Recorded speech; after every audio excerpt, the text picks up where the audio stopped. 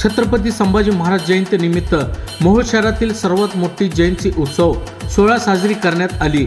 यावेळी मोहोळ शहरामध्ये जय महाराष्ट्र प्रतिष्ठान मोहोळ संस्थापक अध्यक्ष विकी पंडितराव देशमुख यांनी साजरी करण्यात आलेल्या छत्रपती संभाजी महाराज जयंती ठिकाण प्रमुख पाहुणे म्हणून उद्योजक राजू खरे यांच्या उपस्थित आरती करत मिरवणुकीचा नारळ फोडल्यानंतर मिरवणुकीस सुरुवात करण्यात आली। राजू खरे यांचा जय महाराष्ट्र प्रतिष्ठानच्या वतीने सत्कार करण्यात आला। यावेळी तालुक्याचे ज्येष्ठ नेते मनोहर भाऊ डोंगरे, रमेश बारसकर, अन्य नेते, सामाजिक कार्यकर्ते उपस्थित होते। यावेळी जंगी मिरवणुकीत राजू खरे यांनी ठेका धरला।